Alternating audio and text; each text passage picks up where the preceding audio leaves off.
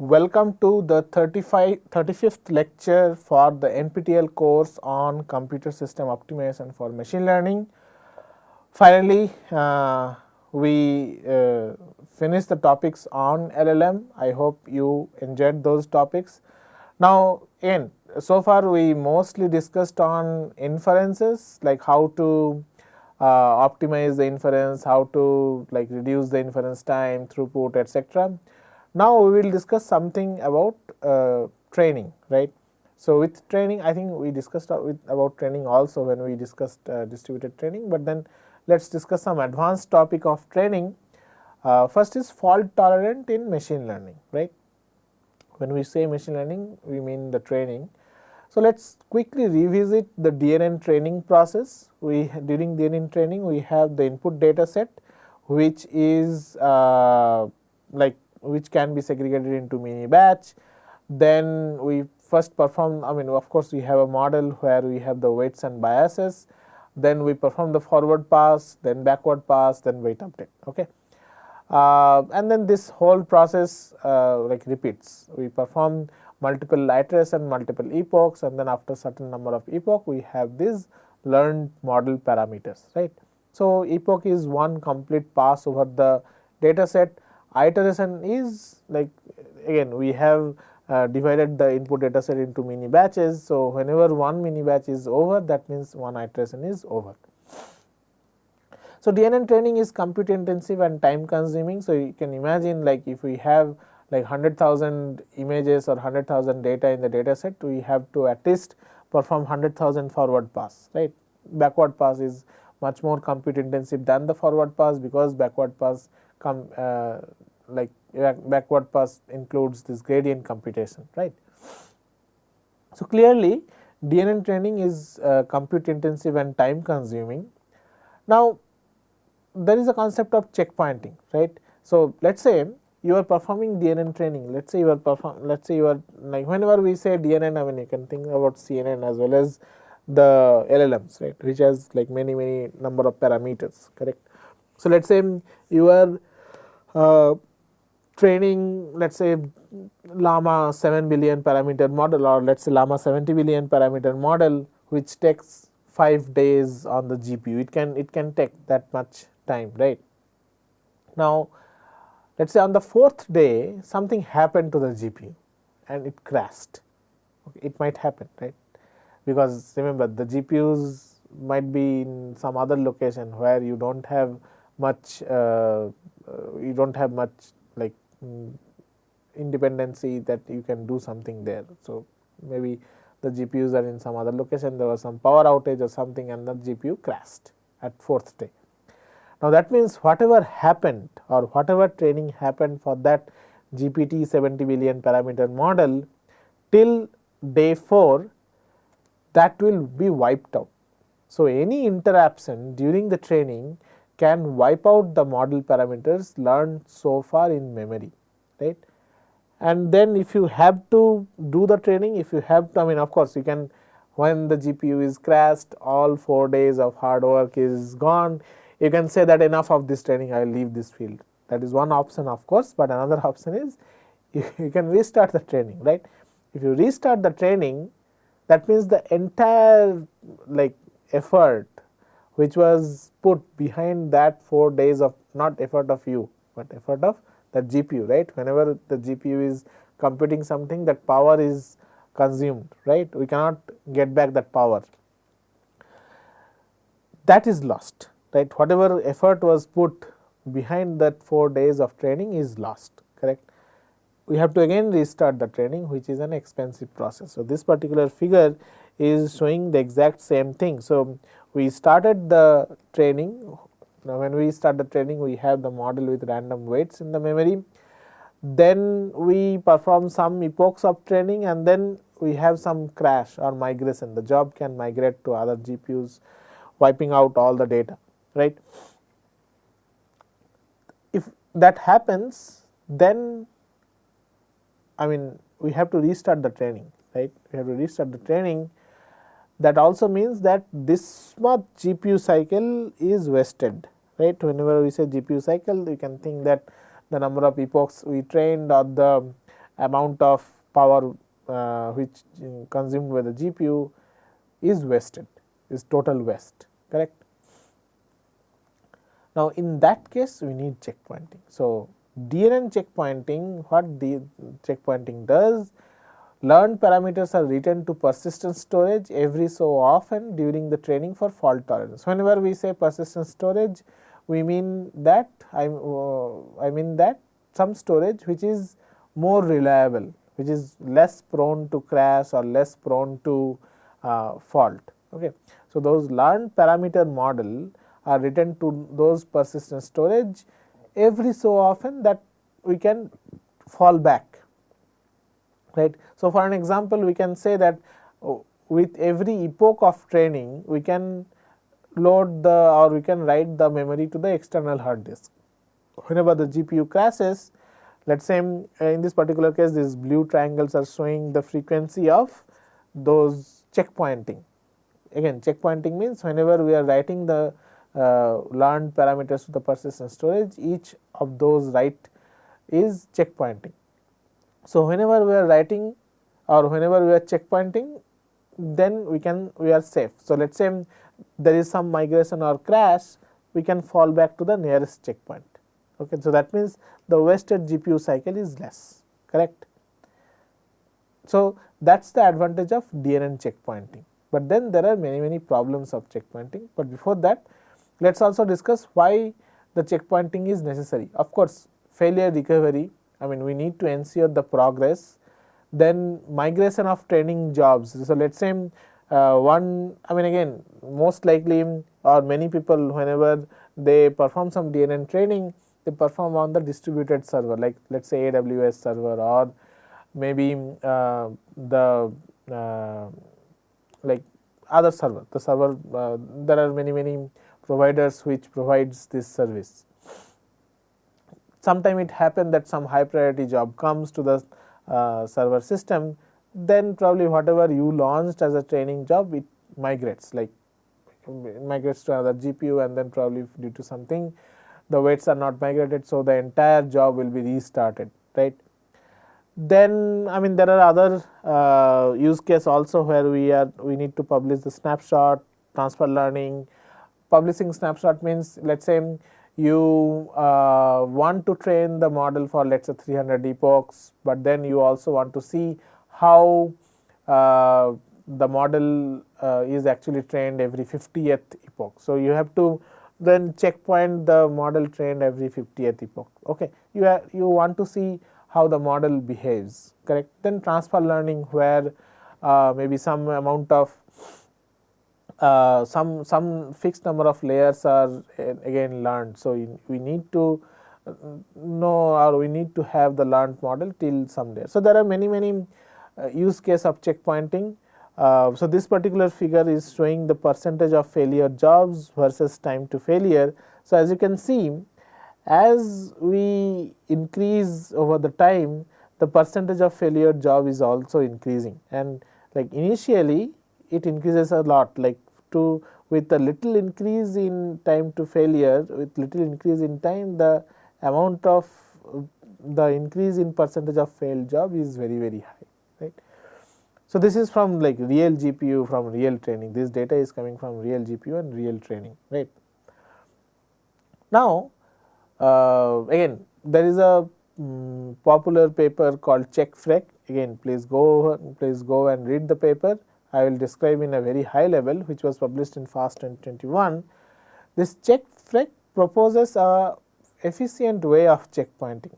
Again, I will show why there is inefficiency in checkpointing, but we will first like discuss at the very high level what chekfreq does. It proposes synchronous checkpointing because it identifies that checkpoint stalls are very high. Why we have checkpoint stall? Because remember, I am saying that during checkpointing we will save the model weights to the persistent memory.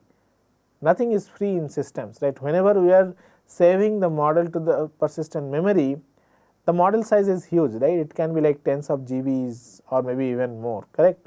So, whenever we are saving the model onto the persistent memory, that will take some time, and during that time we are not training, right? We are not updating the model. So, we are actually halting the training. So, synchronous checkpointing results in large checkpoint stall. Synchronous checkpointing means, let us say we decided that we will checkpoint at every epoch. So, one epoch is over, then we are synchronously saving the model weights to the persistent memory.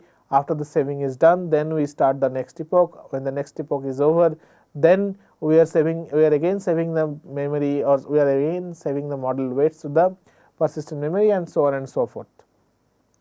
So, that will give us large checkpoint stall. And then again the question is, how frequently we should checkpoint? Like just now I told that one like very naive way to do this checkpoint is we will just say we will checkpoint every epoch, but whether is that like optimal? Remember, I mean, one epoch also takes lot of time. Like if let us say 100 epochs take 5 days, I mean you can imagine like one epoch may easily take like maybe 1 hour or something like that, right? So, I mean even if the GPU fails between one epoch, you are actually wasting hours of GPU cycles, correct? So, means before this checkfreq, people used to set manual before the checkpointing frequency used to be set manually, which is typically performed at epoch boundaries, which I already showed you. But then model epoch times are increasing due to higher computational complexity and increasing data set sizes, right? So, we might have like frequent interruption, for example, preemptions in low cost spot virtual machines and all those things. So, checkpointing at each epoch boundary is may not be good enough, right? So, we need like fine grained, we need like iteration level checkpointing, and also we need to know we need to develop a technique to reduce the checkpoint stall, right? So, checkpoint proposes policy as well as mechanism. In policy, they propose fine grained checkpoint, like how often to checkpoint. In the mechanism, they propose how to minimize the cost of a checkpoint, and also how to resume correctly from a checkpoint. Like let us say we performed one checkpoint and then the GPU crashes, after that we have to restart from the checkpoint, right? Now, if we restart and if we are doing this iteration level checkpointing means, remember at every iteration we are performing the training for one batch, right? So, after we restart the training during iteration level checkpointing, we have to make sure that we are training for the rest of the batches. So, some batches are already trained during the check or in that checkpoint, right? So, after we restart, we have to make sure that we are training on the rest of the batches or rest of the mini batches, correct? So, again that data invariant is one technique proposed by this work, which we will again see. Now, how to perform this correct low cost checkpointing and then when to checkpoint, these are the two things. So, to perform this correct and low cost checkpointing, checkfreq proposes a two-phase DNN aware checkpointing, which introduce low checkpoint stall. Okay. And then to get the frequency of checkpointing, okay. So, for the mechanism part, they also propose resumable data iterator, which maintains data invariance. Now, for the policy, they propose something which is called systematic online profiling with an initial checkpoint frequency. Basically, they are saying that we should not go with a fixed checkpoint frequency, but rather this checkpoint frequency should be dynamic, which again we will see very soon. And there is something called adaptive rate tuning, which manages the interference from other jobs, right. So, now let us first see the mechanism, the two-phase DNN aware checkpointing. Let us assume that we have a policy that checkpoints every 3 iterations. Okay. Now, of course, this number 3 is ad hoc here. We will see how to actually optimally figure out this number 3, but just for the sake of explanation, let us consider a policy that checkpoints every 3 iterations. Okay. Now, let us see what will happen with the timeline. So, let us say we have the forward pass of the first iteration, then backward pass of the second iteration of the first iteration, and the weight update. So, this blue is the forward pass, light green is the backward pass, light yellow is the wait update part, right. Then we can do a checkpointing. Okay. So, during checkpointing there are two things. First is snapshotting and then take the snapshot to the disk IO. So, this whenever we say snapshotting, I mean let us say the training is happening in GPU, right. So, there might not be a way to directly copy the data, the model weights from the GPU to a persistent memory which is a hard disk. There might not be a way. So, we have to first copy the model weights from the GPU to CPU memory, and from CPU we can copy the model weights to the persistent memory, to the hard disk. Okay. So, the first part is the copy from GPU to CPU, that is called snapshotting, and the second part is the the part where we are copying the model weights from the CPU to the persistent memory, that is nothing but the disk IO. Okay. So, the first part is snapshot and the second part is disk IO, and whenever all these operations are going on in the baseline checkpointing mechanism, we halted the training, we halted the training process, right. So, that is the overhead on the training, right. That is a checkpoint stall, correct. But instead, I mean again once this snapshotting and then the disk IO is over, then we can perform the forward pass, backward pass, wait update for the second, third and fourth iteration. So, remember we already established the fact that our checkpointing strategy is that we will checkpoint every 3 iterations. So, now the third 3 iteration is done, we will again do the checkpointing with the model weights which got updated at the 4th iteration. So, again we will incur some snapshotting as well as disk IO, and during this time, this snapshotting and disk IO, the training is halted, right. That is checkpoint stall, right. So, instead of this technique, we can actually pipeline the last part, this disk IO, right.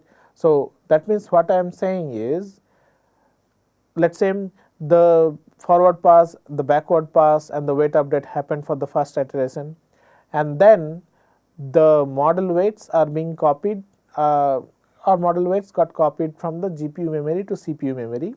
We are not doing the training at that time, or we have halted the training process at that time, but then since we already have copied the model weights from GPU memory to CPU memory, that means during the process when we are copying the model weights from CPU memory to another persistent memory which can be hard disk, during that time we do not need to halt the training, right. We can restart the training process, correct, and then this copying from CPU memory to persistent memory can go on, right, because whenever we are performing the wait update, we are performing the update on the GPU memory, correct. So, since we have already copied the model weights from GPU to CPU, we can safely update the model weights in the GPU memory, right.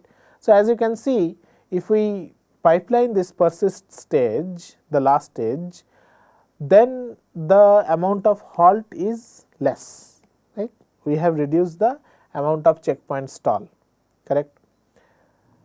Further, we can also do pipeline between snapshot and persist. Okay. So, in this case, again let us say we perform the forward pass, the backward pass and the wait update for the first iteration, correct. Now, remember during the whenever we are performing the second iteration, we actually can start the second iteration when we are copying the model weights from GPU memory to CPU memory, but we cannot update the model weights after the backward pass of the second iteration, because if we start updation of the model weight right after the backward pass of the second iteration, then we will mess up with the model weights which are getting copied. So, we need to first let the copying task finished. Okay. the model weights should be finished copying from the GPU memory to CPU memory. Then only we can update the model weights after the second iteration. So, that is why you can see that we can actually perform the forward pass and backward pass of the second iteration, because that does not involve updating the weights, but then we have to wait till the updation till the copying from GPU memory to CPU memory is finished. If we update the weights in between, then some weights are from the first iteration, some weights are from the second iteration when it is reaching to the CPU memory, right, and that will mess up the entire training process, which we do not want. So, here we have stall, yes, we have checkpoint stall, but it is very less compared to the other vanilla technique and the persist pipeline, right. So, once the copying from GPU memory to CPU memory is done, then we can start the second, or then we can update the weights which we got from the backward pass of the second iteration. This process will go on till this process will go on till we hit this fourth iteration. At the after the fourth iteration also, again we can do this snapshot pipelining, means the fifth iteration can the forward pass and the backward pass of the fifth iteration can proceed while the weights are getting copied from the GPU memory to CPU memory. We will have a small stall, and after that stall the weight update of the fifth iteration can start. So, as you can see that with this snapshot as well as the persist pipelining, we are reducing the checkpoint stall, correct. That is a huge benefit, right. Now, like further, like cost of serialization and snapshot is up to 10 times lower when done on the GPU, right. So, whenever we are, so remember during the snapshot we are copying the model weights from GPU memory to CPU memory. So, that is going from one device to another, right. So, I mean when I say one device to another, that means this GPU and CPU are totally different processors. So, it is going from one processor to another processor until unless it is integrated GPU, right. Like in the server usually it is not integrated GPU, correct. But we can do this snapshot within the GPU also. So, what we can do, that we can do this, we can make another copy of the model weights in the same GPU, correct, and if we do that, that cost is up to 10 times lower on the GPU. But again remember, we have to go to CPU.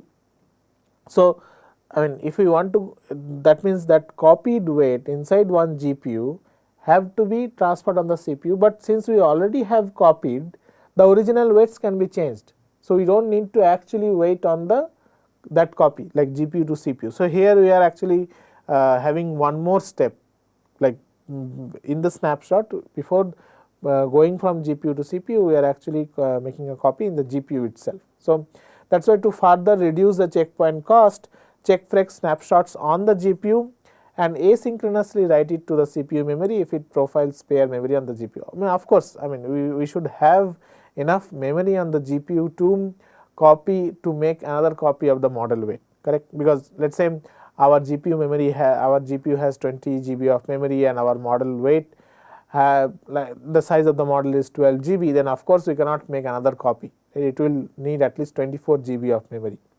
So, if GPU memory is fully utilized, it falls back to the pipeline CPU side snapshots. That is what we just discussed, right. But the bottom line is we can actually pipeline both the snapshot as well as the persistence stage, right.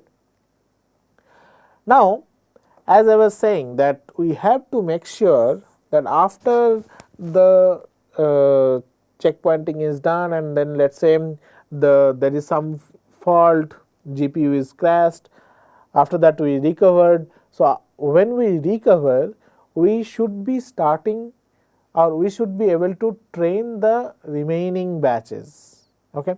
So, for an example, so remember whenever we perform the training at different epoch, all the batches are shuffled, all the data is shuffled and they are put in the batches, right. So, let us say the order of data items processed in an epoch is 1582647 right. Now, let us say we perform training on 1582, the GPU got crashed and then we started training. So, now again during the training or when we restart the training, let us say we know that we trained 4 batches or 4 set of data, we need to train on remaining 4 set of data. So, what we will end up doing is we will again randomize the data set, then we will train on 4 set of data. So, that may we may end up training on different 4 set of data than the 4 data on which we should have been trained. We should have been trained on 6473, right. But since we did not remember something, like we did not remember what we trained on, the data set we trained on, we ended up training on different data than our intended remaining data set, right. So, we may end up training on this 4215, right. So, remember during checkpointing we are just saving the model weights, or during the vanilla checkpointing, in vanilla checkpointing we are just saving the model weights, we are not saving anything related to the data. In this particular technique in checkfreq, they are also remembering the iterator, right. So, remember whenever we jumble this data during the training, that depends on the seed, right, that depends on the random seed. So, in this process, in this technique in checkfreq, the random seed is also remembered. So, random seed is just one number which is very low overhead to be remembered, right. So, the random seed is remembered, and then how many data set has been trained on is also remembered, so that we can get exactly same jumbled sequence of data after we recover, and from that exactly same jumbled sequence of data we can perform training on the remaining data set. So, if we have this resumable data iterator, before crash, let us say we trained on 1582, and then since we already know how many data points we have trained on, and then we can actually recreate the same sequence of data, we can safely train on the remaining data set, which is 6473 in this case, right. Now, this particular figure actually shows the top one accuracy versus time. The dotted line shows if there is no interrupt, the ideal case.